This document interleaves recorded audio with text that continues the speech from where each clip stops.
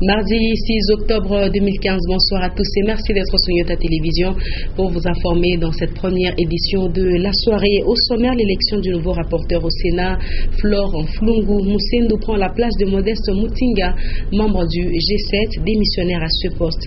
À suivre également à la mairie de Lubumbashi, c'est cette remise d'équipement destinée à l'assainissement de la ville, une opération qui doit être accélérée avec l'approche de la saison des pluies.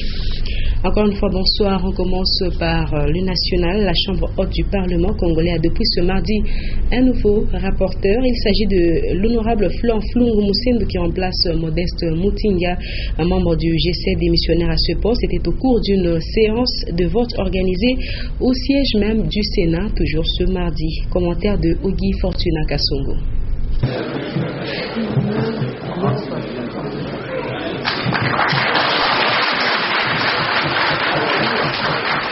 Honorable Flore Flungu Musendu, c'est le nouveau rapporteur du Sénat congolais qui remplace Modeste Mutinga, rapporteur démissionnaire de la nouvelle plateforme politique, le G7.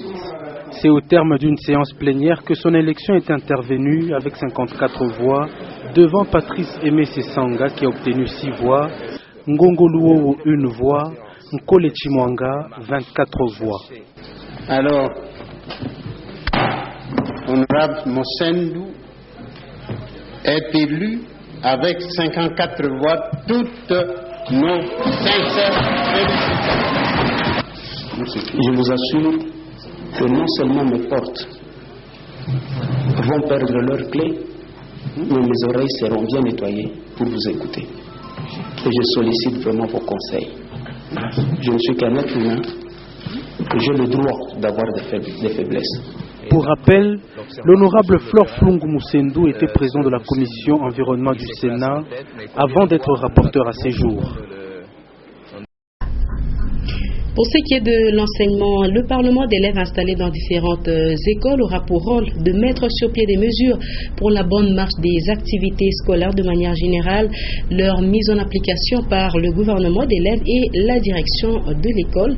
Ainsi, 5 ministres élus vont s'occuper quotidiennement du sport, des finances, de l'environnement, l'éducation et des problèmes axés sur le genre et famille d'élèves. Une précision a été apportée à ce sujet par l'inspecteur principal provincial de l'EPSP au Katanga, Nicolas Nyange. Le reportage de Jean-Paul Malimba. Pour préparer les élèves à la gestion des institutions démocratiques à partir de l'école, sur décision du gouvernement national, le Parlement et gouvernement d'élèves ont été installés dans les écoles publiques et privées de la RDC. Ces deux institutions ont des rôles à jouer, précise l'inspecteur principal provincial de l'EPSP dit au Katanga, Nicolas Nyange. 2 organes vont contrôler l'école. Le Parlement d'abord et le gouvernement. Et vous savez, le Parlement a comme mission de contrôler les actions du gouvernement. Et le Parlement est dirigé par un conseiller général. De telle sorte que devenus adultes, ils vont exercer la démocratie sans aucune mauvaise, sans chercher à qu'on leur explique qu'est-ce que c'est la démocratie. Il faut qu'ils intériorisent déjà la démocratie à partir de l'école. Chaque gouvernement d'élèves a 5 ministres qui ont des tâches et rôles bien définis. Le Parlement joue le rôle de contrôle, va contrôler le gouvernement. Ils ont le rôle d'interpeller les ministres ou même l'Assemblée du gouvernement comme ça s'est fait dans la vie politique. Quant au Parlement d'élèves, les députés élus par les élèves vont proposer des mesures à la direction de l'école pour la bonne marche de l'établissement scolaire. Ces mesures proposées par le Parlement d'élèves seront des lois à mettre en application par la direction de l'école et suivies par le gouvernement d'élèves. Gestion des espaces publics pour tous, c'est sous ce thème que la RDC a célébré la journée mondiale de l'habitat de manière anticipative hier 5 octobre. La journée elle-même intervient ce 6 octobre.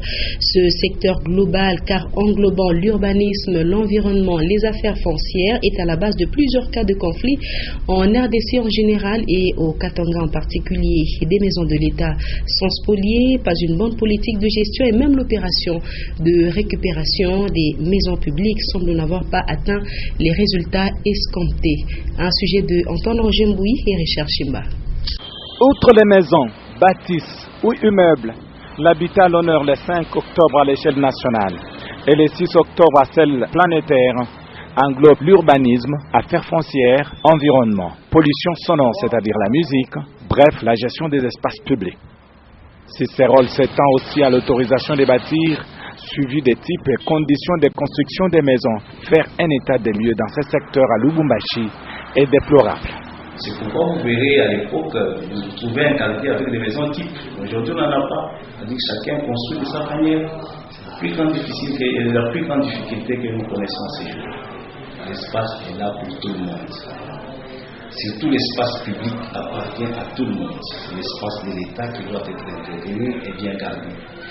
Les maisons de l'État spoliées, une politique de logement non à la hauteur, une procédure à suivre de plus en plus lourde, entachée d'irrégularités et d'influence.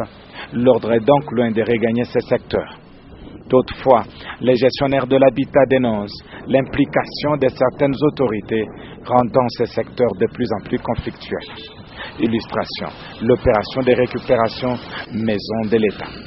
Pour cette année, le thème exploité a été la gestion des espaces publics pour tous. Et presque au même chapitre, la ville de Lubumbashi se construit et s'étend de jour en jour. Mais pour les architectes, c'est une évolution qui se fait en désordre sans plan directeur, car une ville doit en principe être un lieu de rencontre et de contact, une véritable structure qui doit respecter les normes urbanistiques, nous disent Sylvain Mtambaye et Karine Kabongo.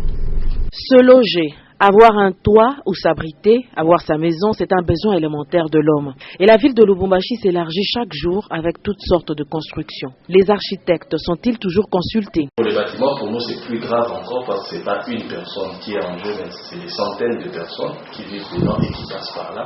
Donc c'est encore plus important de consulter les architectes lorsque nous voulons aménager des espaces de vie. Mais malheureusement, force est de constater que même les autorités eux-mêmes ont du mal à nous consulter. Et donc, la population suit. Évidemment, la pauvreté aussi, ils vont y être. Et vu les constructions actuelles et leur architecture, à quoi ressemblera Lubumbashi dans les années à venir? La difficulté pour nous en tant que professionnels, c'est que nous voyons la ville évoluer en désordre comme un enfant qui n'est pas guidé. Toutes les grandes villes doivent être dirigées par un plan directeur. Parce que ce sont des villes qui sont des lieux des rencontres, des lieux des passages du monde et de la localité. Et donc il ne faut pas voir un bâtiment construit, mais il faut voir la ville en tant que structure. Comment est-ce que nous l'organisons? Lorsqu'on organise la ville en tant que structure, nous savons quels sont les différents pôles que nous mettons pour les activités et où est-ce que nous mettons maintenant les populations, les activités socio-communautaires et autres. L'architecture congolaise aujourd'hui doit révéler les problèmes de développement de nos villes et de l'habitat. Voici maintenant cet incendie qui s'est déclaré en début d'après-midi de ce mardi 6 octobre à la station de lavage Tosokoko, cette entreprise qui est située sur l'avenue du 30 juin. L'origine de cet incendie serait un court-circuit qui s'est produit dans un dépôt. Karine Kabongo, Ben KMB, Sylvain Mtambaye nous explique. Près d'une demi-heure s'est écoulée avant que n'arrive le camion anti-incendie de la SONAS. Pendant ce temps, le feu gagne déjà les installations de Sokoko. Sur place, quelques agents ont tenté de maîtriser les flammes grâce au seau d'eau et quelques extincteurs. À son arrivée, le camion anti-incendie a pris du temps pour fonctionner normalement, d'où l'appel à un deuxième camion qui est arrivé peu après. Cet incendie a été maîtrisé avant que le feu ne se propage dans les boutiques voisines. Le bilan fait état de quelques effets brûlés dans le dépôt. L'hôtel de ville de Lubumbashi a procédé symboliquement à la remise de l'équipement à l'entreprise chargée de l'assainissement dans la ville. Depuis la tombée des premières pluies, le maire Jean-Oscar Sanguza Mutunda se dit préoccupé par la salubrité dans sa juridiction. Maurice Vazel. Préoccupé par la saison de pluie qui a débuté à Lubumbashi. Le maire Jean-Oscar Sangouza Mutunda a tenu à équiper la nouvelle entreprise de l'hôtel de ville chargé de l'assainissement du milieu. Symboliquement, l'autorité urbaine a réuni les bottes, les casques, les gants et des tenues appropriées pour permettre aux cantonniers de travailler en toute sécurité. Jean-Oscar Sangouza Mutunda estime que la modeste dotation permettra non seulement d'identifier l'équipe de cantonnage sur le lieu de travail, mais surtout de lui permettre de travailler assidûment. Dès le premier pluie sur la ville de Lubumbashi, quelques canalisations dans plusieurs quartiers étaient remplies des ordures et des emballages en plastique. J'appelle toute la population de Lubumbashi à pouvoir appuyer tout ce que nous sommes en train de mener comme marche. Donc les différentes maladies de Mensa, c'est pendant cette saison qu'il faut se protéger contre le choléra, contre la malaria, contre toutes ces maladies de Mensa. C'est par cette action que nous allons protéger notre population. Ces cantonniers doivent être protégés.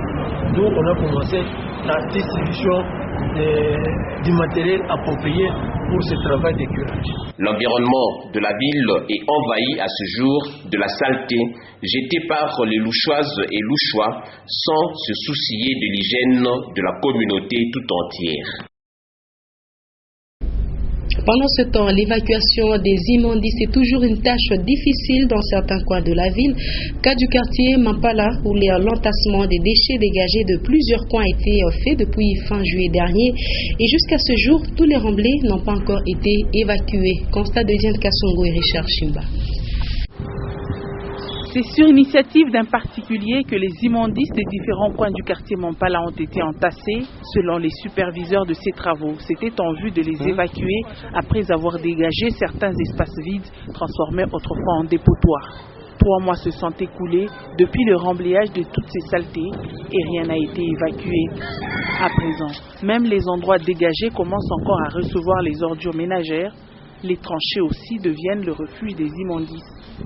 Les habitants qui, au départ, avaient salué le début de ces travaux d'assainissement du quartier Mampala se trouvent embarrassés à présent. Surtout que ces montagnes d'immondices se trouvent non loin des maisons d'habitation et qui risquent d'être la porte d'entrée aux maladies, surtout avec l'arrivée de la pluie. Et pour diminuer petit à petit les déchets, la population environnante y met le feu. Ces tas d'ordures deviennent aussi un lieu où les enfants jouent ou recherchent les bouteilles en plastique. Et on termine ce journal en religion, la destruction des lois sataniques qui condamnent nos maisons ou nos familles. C'est le message de la campagne d'évangélisation qu'a tenu le révérend pasteur Jirubal Kaninda samedi 3 octobre à l'esplanade du bâtiment du 30 juin, siège de l'Assemblée provinciale. Les fidèles chrétiens de l'ACK Mopanga et l'Église Corps du Christ ont salué la grâce de l'Éternel Dieu par cette action de délivrance avec comme retombée la résurrection d'un bébé et la conversion d'un catcheur. Un reportage à suivre dans nos prochaines éditions. Voilà, madame, monsieur, ça sera la fin de cette session d'information. Le rappel des titres avant de nous quitter. L'élection du nouveau rapporteur au Sénat, Flore Flungu Musendu, prend la place de Modeste Mutinga, membre du G7 démissionnaire à ce poste. À la mairie de Lubumbashi, c'est cette remise d'équipement destinée à l'assainissement de la ville, une opération qui doit être accélérée avec l'approche de la saison des pluies. Voilà, c'est la fin complète de ce journal de 19h. Merci de votre attention. Prochain rendez-vous tout à l'heure à 21h comme d'habitude, juste après le journal en anglais. Et à 23h, les derniers échos de ce mardi avec Linda Luka Lubankuto. Avec plaisir, je serai avec vous demain encore à partir de 17h30. Très bon titre de nos programmes.